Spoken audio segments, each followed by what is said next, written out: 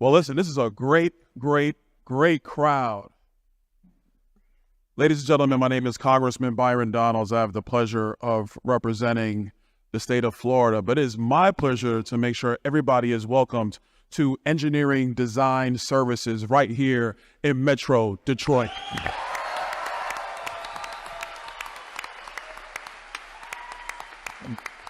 And we are going to have a fantastic roundtable with citizens of Metro Detroit. We're going to be talking about the policies and the issues that have really hurt the American people from the Kamala Harris, Joe Biden administration.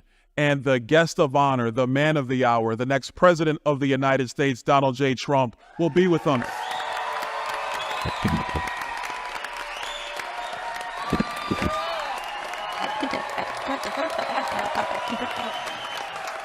Thank you very much, and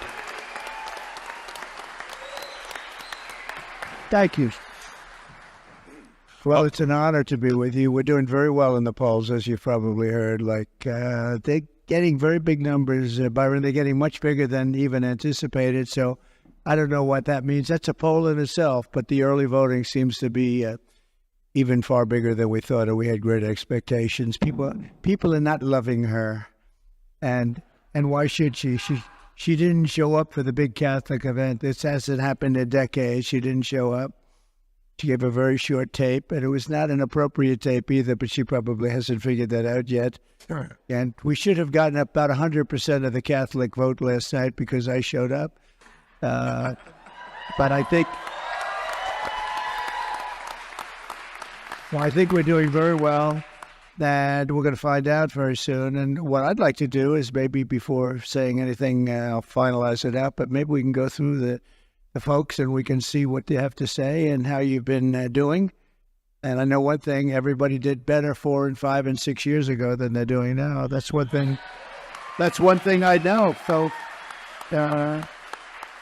why don't we do that? And then we can maybe say a few words. You know, you have a great gentleman running for the Senate, and he's been a friend of mine for a long time, and he's a very talented guy. And I hear he's not easy, you know, to win these things. It's not easy, but he's doing a great job. He's taking, I hear he's taking a lead. We'll see what happens, but I hear he's taking a lead. So, Mike, we'll talk in a couple of minutes. How about we'll go through it pretty quick, Dale, and then I'm going over to make a little speech in front of 10,000 people. You think this is an easy life I have, right?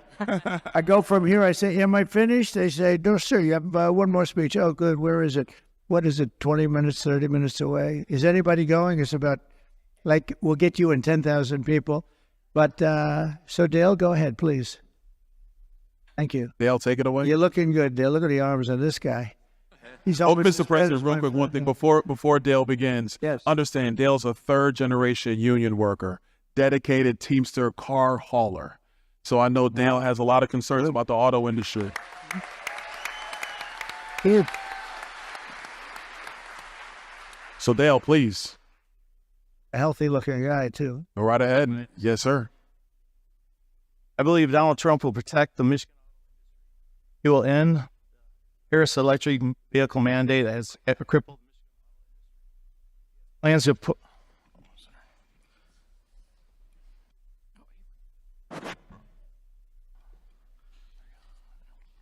He has plans to impose 200% tariffs on all auto companies that want to ship our jobs out of the country. He will save our jobs. He will put American workers first.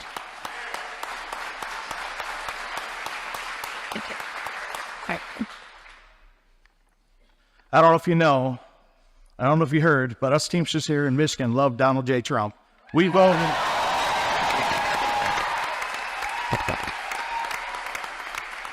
Thank you.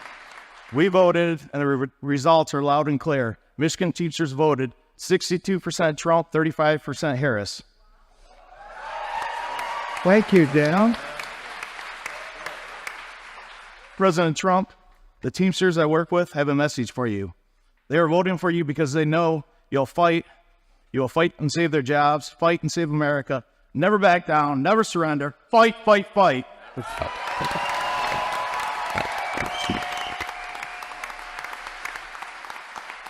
Well, Dale, thank you. And I just want to say, you know Sean O'Brien, right? Sean O'Brien, head of the Teamsters, and he was a great guy. And they took a vote nationally, and I won by similar numbers nationally. And that's an honor. I mean, that's really an honor. I think it's been many decades before they endorsed a Republican. I think they'll start very soon. But we had rank and file Teamsters all over the country by numbers similar to that. And I have some good news for you on the automobile business in Michigan. I'll wait till we finish up maybe and talk about it, because you're going to have a lot of competition in Mexico, and that competition is not going to happen anymore. But I want to thank you. I want to thank the Teamsters also. I see another guy over there with that shirt. I can't miss him, right? Thank you very much. I appreciate it. Oh, you do? See, easy to work for or tough? You see my grandbaby too? Oh, wow. Wow. Well, that's good. That's good genes. I got my little girl there too. That's good genes, I can tell you. I look at him. You got the best. Thank you very much. Thanks, Dale. Appreciate it. Mr. President, we also have with us your great friend, Howard Lutnick, CEO of Cantor Fitzgerald. Howard, based upon the last question, what are your thoughts about what we can do to reverse course in the auto industry, save it, bring those jobs back here in America? So for those of you who remember, my firm is Cantor Fitzgerald, and we were located on the 101st to the 105th floors of the World Trade Center. So I lost my brother Gary, I lost my best friend, I lost 658 people that day. And so I understand what it means to have jihad, right? And there's a big difference between jihad and wonderful Muslim workers in Michigan. They are not the same thing. We need to crush jihad from this earth, and we need Donald J. Trump to do it.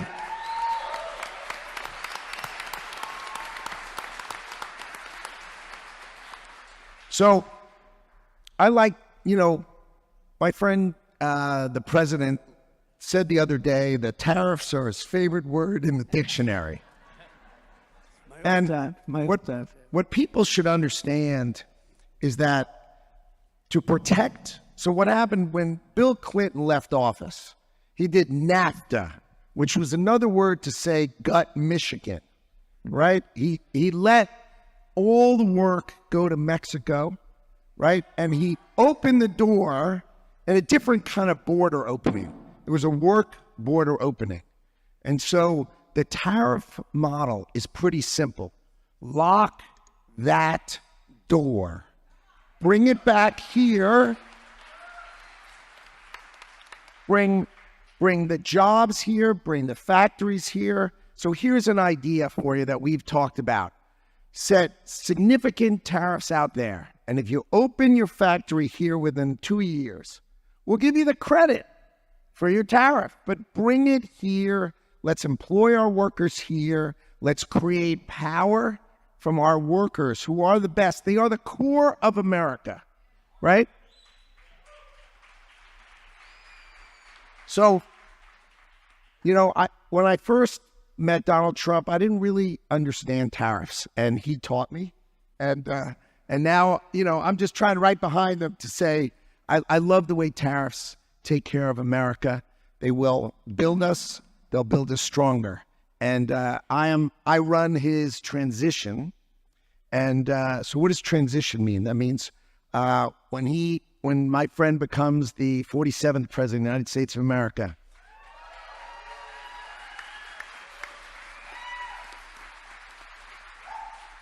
I promise you, the greatest field of people ever to walk into a government is going to join him on January 20th. I have the best business leaders in the country, the best politicians who want to serve the crowd amongst the 80 million Republicans, that we can have the best of the best join him to create the most extraordinary government you have ever seen to protect you and to build the America that he wants to build. They will be loyal to him. They will have fidelity to him. They will follow his policies. And this will be the most extraordinary government you've ever seen. And I am the proudest person to serve Donald J. Trump and help him be the 47th President of the United States of America.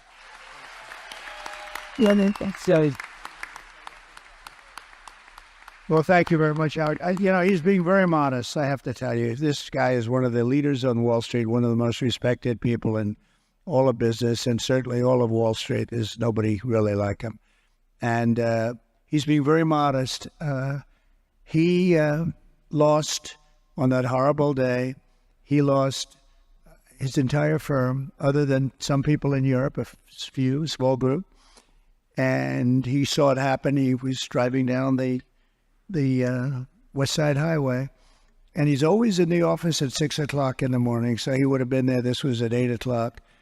But his wife was just so angry at him because she wanted him to take their child to school because he just doesn't do it, and he won't do it, and he hasn't done it for years. And this was the one day that he wasn't there at 6 o'clock in the morning because he took his child to school, and at about 8:50, which is just as the plane was striking, he was driving down the highway looking at the World Trade Center. This was the only day in years that he wasn't in that building. And do you ever thank your wife, and do you ever thank your child? But it was amazing. And there are miracles in life. We have miracles, and we have help up there, Howard, in my You and me together, baby. You and me together. in my opinion. But at just the end of that, so he lost. We saw this. They had the top 3 floors, the top, great firm, and they couldn't get out. There was no way they were getting out. Some of the people were calling their wives, their family. I think you were speaking to your brother, right?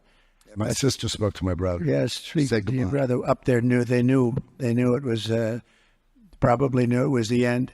And Howard sought to rebuild the firm, and he spent a lot of time, a lot of everything, a lot of effort. Most people would have said it was an impossible thing to do. And he rebuilt it bigger, better, stronger. But the big thing is he gave a big chunk of it for a long period of time to the families of those that died in the building. And who would do that? Who would do that?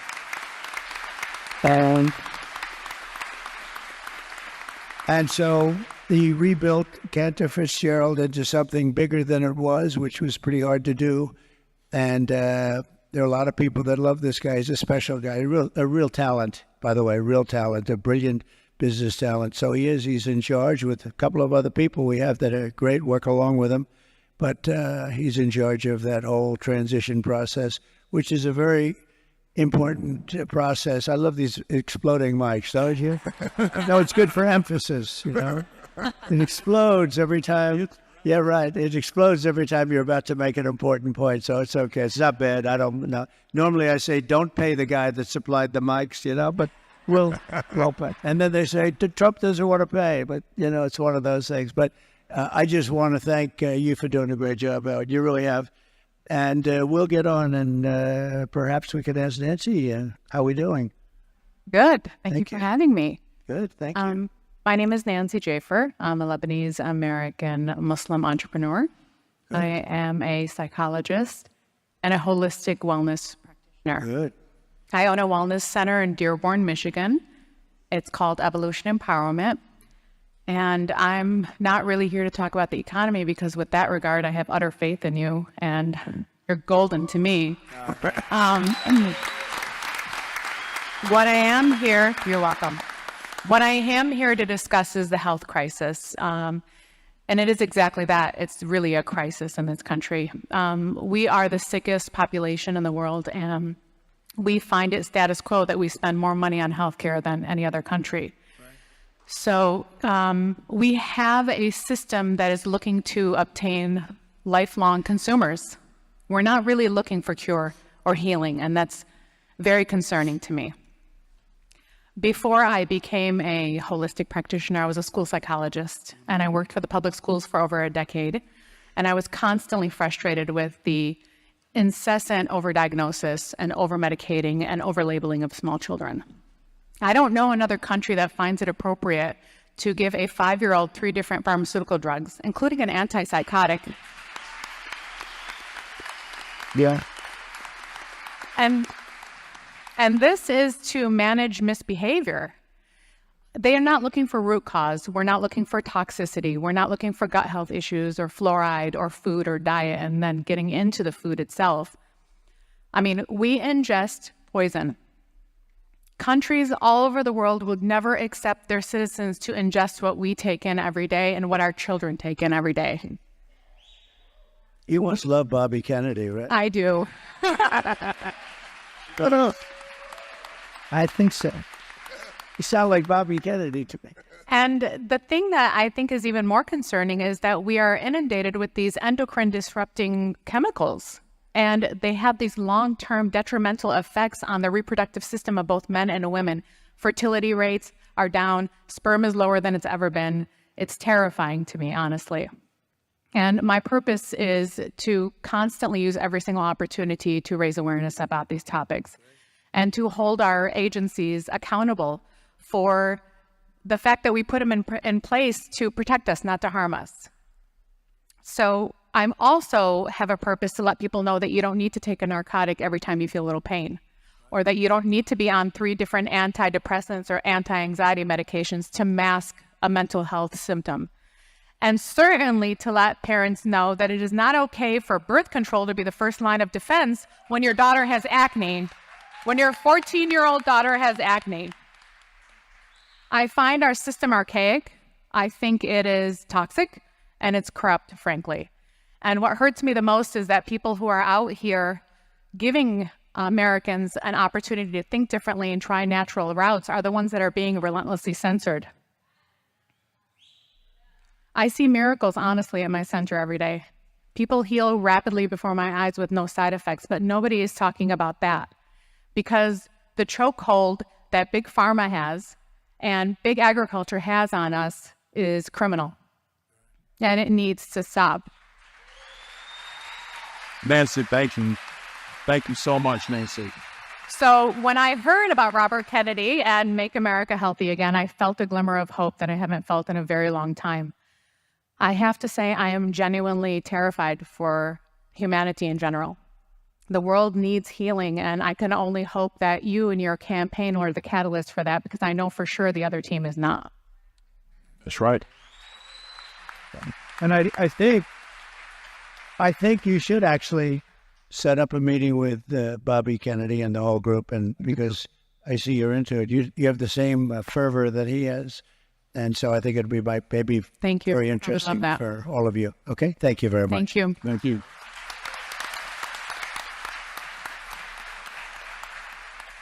Mr. President, we have with us Jim Taganelli. I got it right then, not Jim.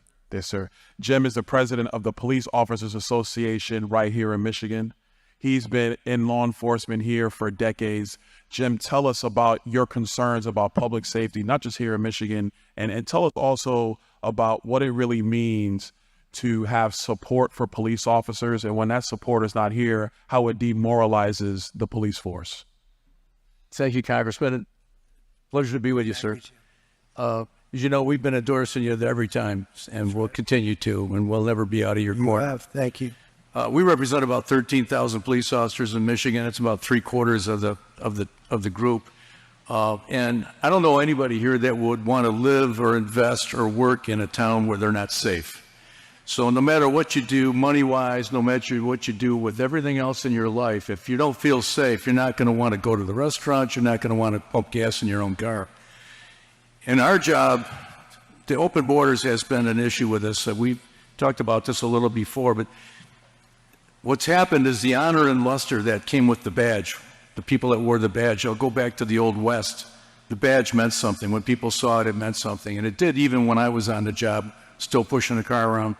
And that luster has tarnished. And to get the shine back is a lot harder than it is to lose it. Here in Michigan, we have 700 fewer police officers than we had in 2020.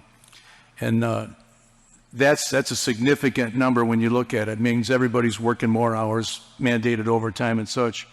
But the worst part of that is our academies that once had a waiting list are now empty or half full at best.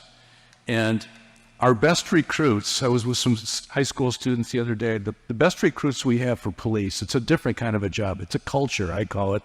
It's not for everyone. Everyone here shouldn't want to be a police officer. Everybody, we don't want you all to be police officers, to be honest with you. But the truth is, when we go to high schools, just like the military, the kids that we need are not 28 years old. They're 16, 17 years old. And our best recruiters over the years were their senior officers, their dad, their uncle, their grandpa, who are now telling them, you're out of your mind, don't do it. We have no retirement health care, so if they retire at 55, they're on their own till 65 when Medicare kicks in. They have no pensions anymore. They get a 401k, but I don't know how long you're going to live. That's not a real way to retire at 55. And it's really not wages that's killing our recruiting. It's the pensions, it's the health care, but it's that desire to become one, that desire to become a police officer. The open border, what it really did was take the old stop police thing that we used to be able to get away with and just vaporized it.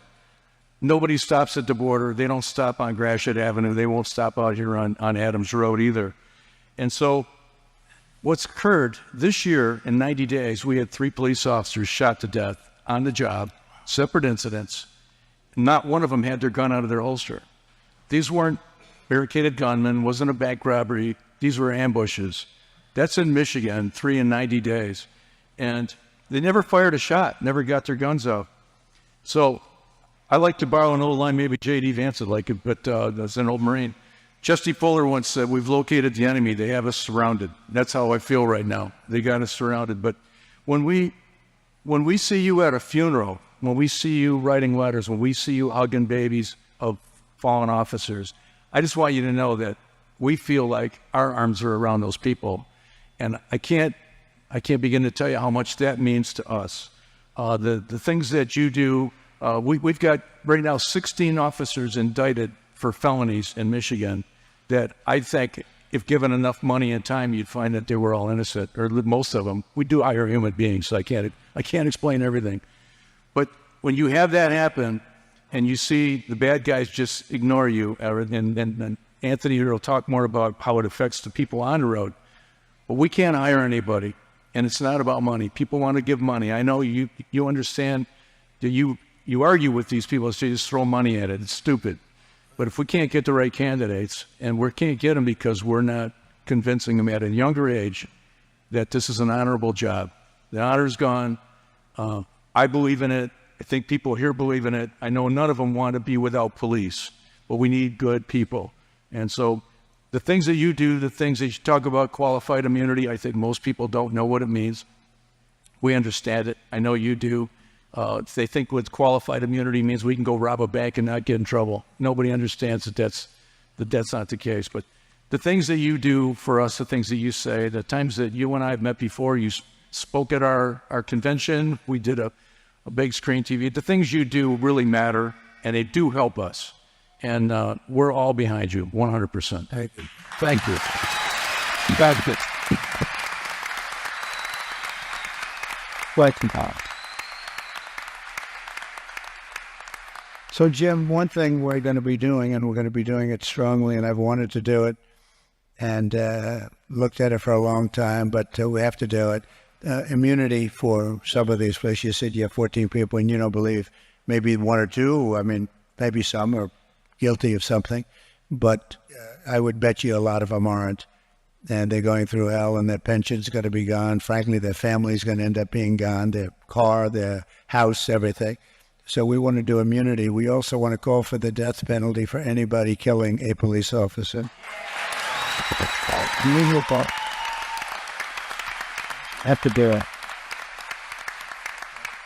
We'll be pressing, and thank you for your support. Attorney General that's after us right now. You have I know you're charged. But most of these guys that do get found innocent are bankrupt by. That's right. If they're innocent, it's have no money left. That's right. Anthony, if you don't mind. We're going to be looking at that very strongly, though, that police officers they're doing their job. If they do their job, and if they make a mistake, even if it's a mistake, and that can happen, you were telling me, others were telling me, they have like a quarter of a second to make a decision. you would have a hard time with that. I mean, literally a quarter of a second to make a decision, and if it's the wrong decision, their life is over.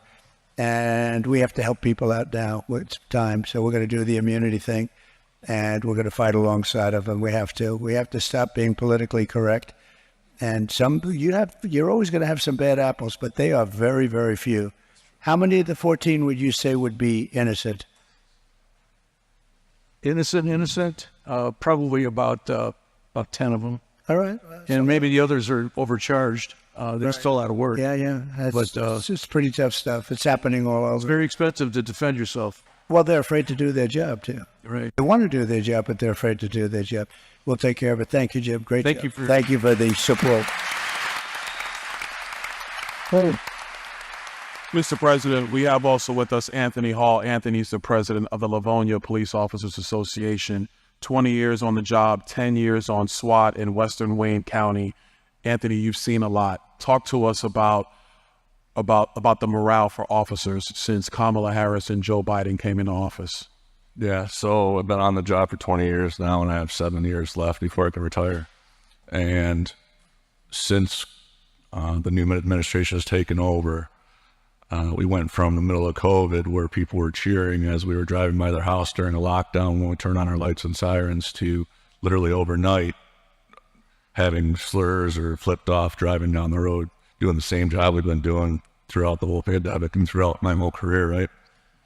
So I think one of the biggest things is over scrutiny of our job and our profession as a whole. After the George Floyd incident happened, it made being a police officer very difficult. And, when something like that happens, you expect the pendulum to swing, right? And after Ferguson, the pendulum swang like it did. And then it returned back to its neutral. And after George Floyd, even now, the pendulum hasn't come back to neutral. And I attribute that to the current administration's opinion with all law enforcement, right? They lack support for everyone. And when I say over scrutiny, I'm not saying not holding us accountable. We should all be held accountable. But now everybody's a self-proclaimed expert in our field, right? So there's a big push to have civilian oversight committees with civilians that don't do our job on a day-to-day basis to tell us what we've done right and what we've done wrong.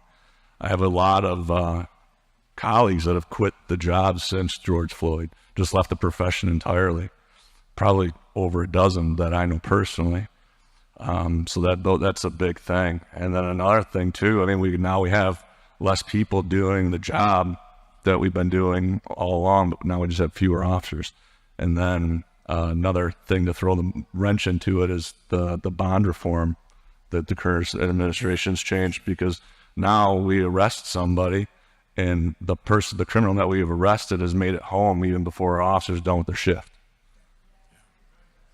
So, but hopefully in November we can change that. You see. Mr. President. Mr. President, we also have us up with here a friend of ours, former member of Congress, Mike Rogers, running for the United States Senate. Mike, you just heard from law enforcement. Yeah.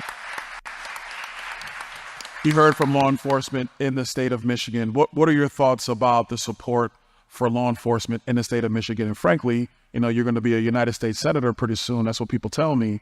Your thoughts for around the country as well. As my mother would say, from your lips to God's ears, that would you would say. Oh, come on, people, lighten up. Let's go. You're here with the next president of the United States of America.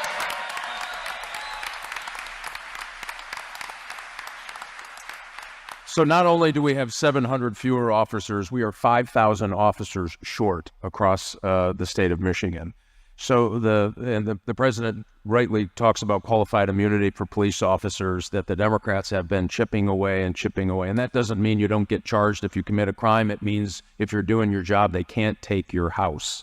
And so people are making the decision every day in this state about not going into the business or getting out of the business because they're chipping away at their ability to protect their families as well as protect our community.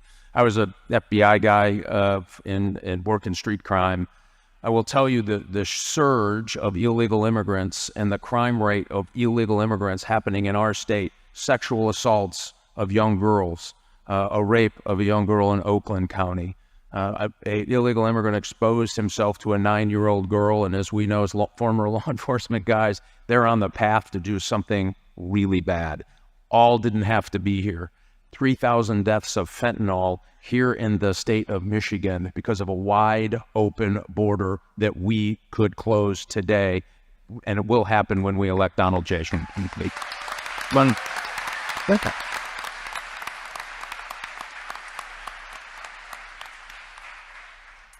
Mr. President, we also have with us Trisha Outen. Now, Trisha, she's a small business owner. The name of her business is Pretty Hunter. I'm going to let her talk about what Pretty Hunter is. I'm not a pretty hunter. I think Trisha's a pretty hunter.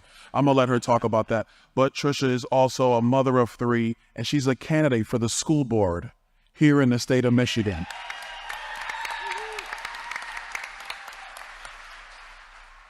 First of all, Trisha, explain to us what Pretty Hunter is, but then also really tell me about what's on your mind about what the left is doing in our schools.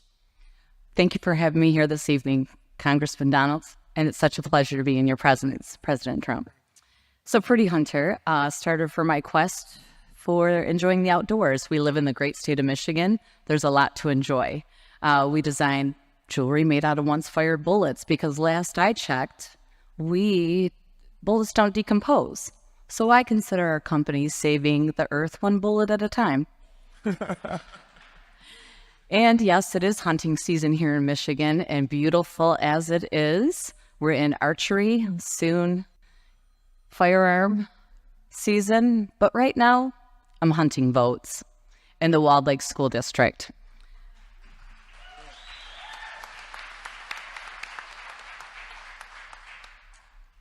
The question of what the left is doing wrong in the school system is very vast, so I'm going to try to keep this short and sweet. I can confidently tell you our schools have lost their way. The left has and is inundating our schools with DEI and ideological rhetoric, while frivolous spending on shiny new buildings with a fireplace and waste buckets shipped to Michigan from California. I didn't know Michigan didn't have any 5-gallon buckets available for our schools. Get to the bottom of that when I get on the board. Meanwhile, our children are not reading at grade level. They are unlearning how to critically think for themselves. This is unacceptable. Across our nation and in my district of Walled Lake, our children are not thriving. As I see it, they're simply surviving. We are seeing influence as early as preschool that introduces hate, fear into these young minds, and it's devastating for me to uncover this as I've begun to run for the board. Our children are being taught that they have privilege or lack thereof. Some are even being taught that they are less than because of the color of their skin or because of where or how they were born.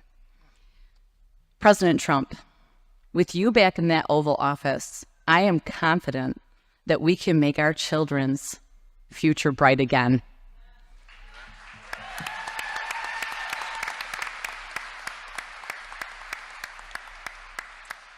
And one last part. Because schools are focusing on these ideologies instead of focusing on academic foundations and hunting what is good in the world, we are ruining an entire generation of children. We are at a turning point in history. Right now, in my opinion, we simply need to get back to basics, literacy, arithmetic, I don't know, maybe even writing. Furthermore, we simply need to put EDU before DEI. Thank you. Thank you. Thank you, Toshin. You're right. Mr. President, last but not least, we have with us Tim Gregory. Tim Gregory is a UAW worker for 46 years with GM. 46 years. Looks good. He looks good. He does look good. You look young. Thank you. Tim, I know that for you, God comes first, then your family, and then this country. Amen. I know that. But tell us how you truly believe that Donald Trump is the answer, not just for Michigan, but for UAW workers to not only keep their jobs here in Michigan, but also to keep the auto industry alive and well in the United States. Thanks a lot for the introduction. Thank you for being here. And first of all, I'd like to thank you, President Trump, for being so tenacious and not giving up when others would have.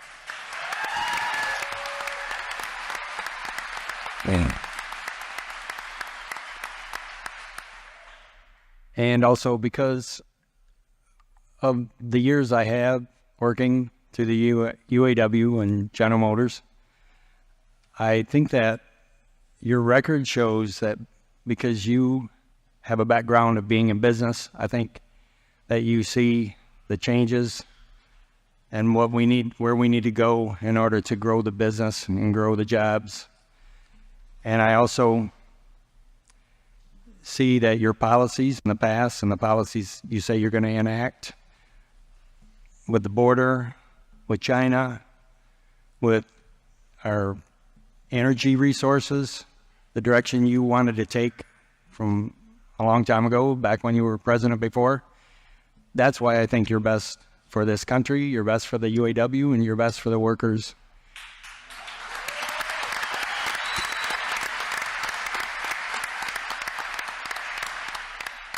And also, I'd like to take this opportunity, and it's not my notes, but I just want to say that I've always thought you was the most genuine candidate. And as a regular Joe, as they introduced me as in the bio, I think that I appreciate that. I think you're for the people and you're for America. And that's why I think you're the best. Thank you, Tim.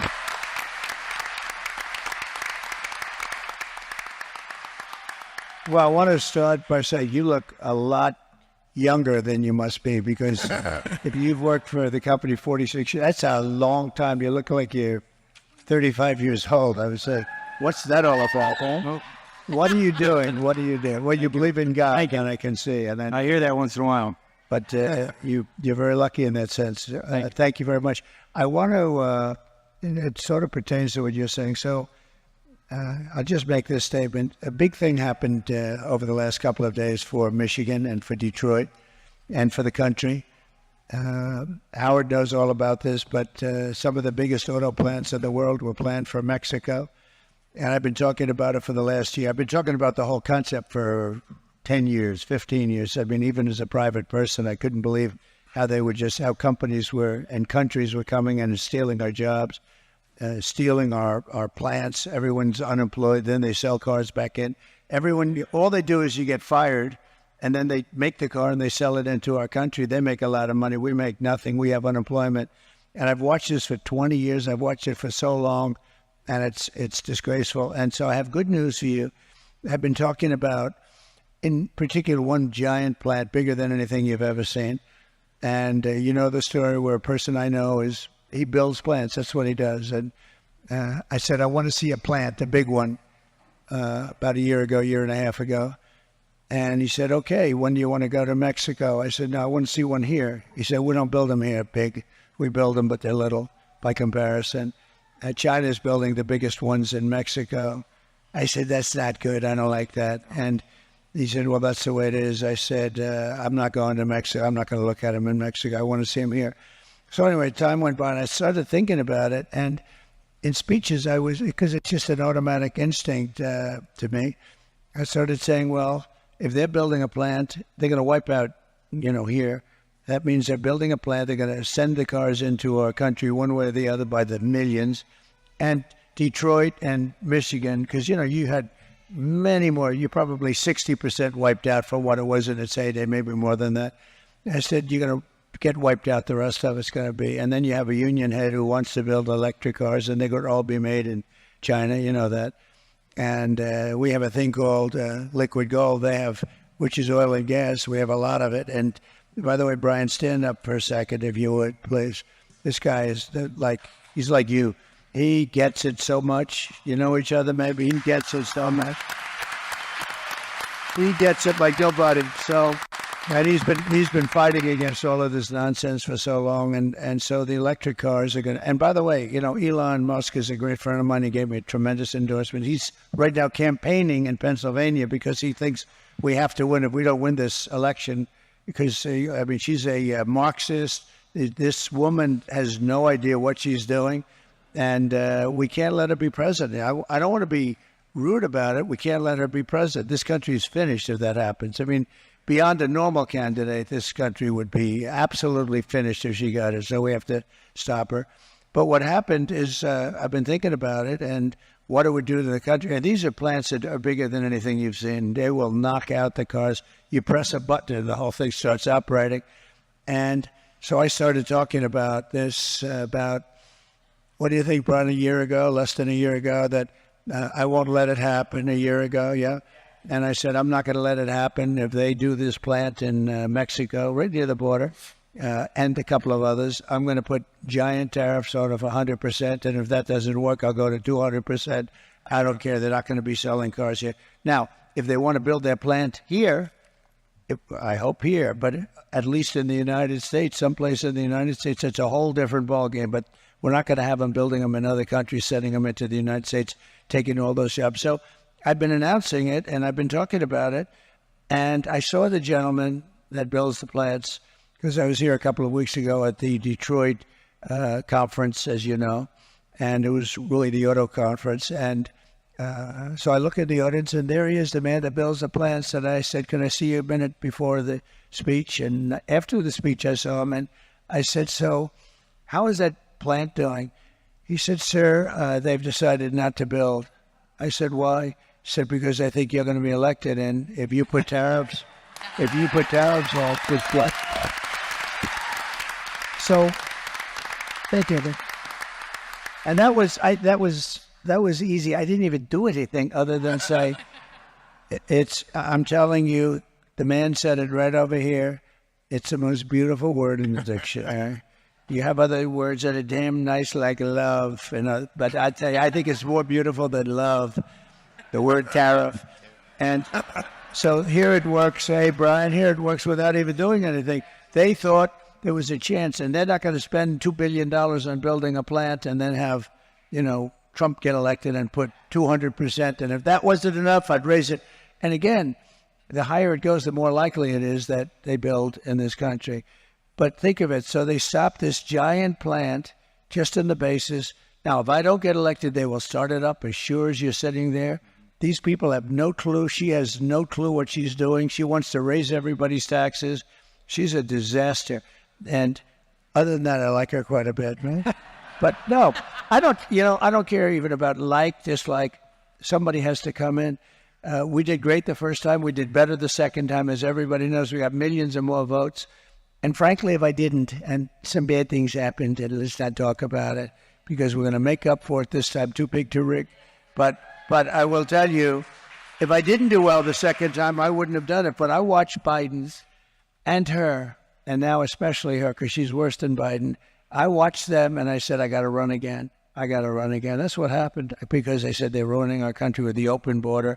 I mean, 8,000, just the drug dealers, 8,000 drug dealers, 13,099 murderers in jail. They're going to let them out of jail. Some with death penalties. They're just going to say, well, this is easier. We'll just send them to the United States because their people don't know what. But think of 13,000 plus people who murdered people, and they're going to be let free in our country. And then you have their prisons are being emptied up, like Venezuela. They're emptying up their prisons. Their crime is down 72% in Venezuela. If they get elected, we're all friends. If they get elected, we'll all meet next year in Venezuela, because it'll be the safest country, because they've emptied out. And let me tell you, it was a very unsafe country. Caracas, you couldn't walk across the street. It's sort of like some of our cities are getting, right? Our cities are getting like that. So just the thought of me getting elected stopped somebody from destroying the rest of Detroit, from destroying the state of Michigan's auto industry. And with your auto industry, so goes Michigan. I mean, it's a big deal. And we're going to reverse that very easily. He knows, because he's got a natural, when I explained it to him, so he's a business, he's a savant. Is that good? He says, he knows. It took me about 2 minutes. After about 2 minutes, I get it. How long did it take you to understand the word tariff? 2 minutes or less? From you, it took 2 minutes. Yeah, it took very little. He figured it out very quickly. He wasn't exposed to it, frankly. He actually said, "You mean you can really do that?" He couldn't believe it. And we have another one, Paulson. He sort of was. He's got it too. He can't even sleep at night. He's so excited about it. But they have to be. And then we have stupid people that don't know. They say, "Oh, tariff," but they're very stupid people. We have a senator from Pennsylvania who decided not to run. He fought me all the way on tariffs. This guy fought me. His name's Toomey. He fought me, and I wouldn't endorse him, and he decided not to run based on that, and that's good because all he did was, I said, so if China charges 100%, can we, for a similar product, charge them 100%? No, sir. Okay.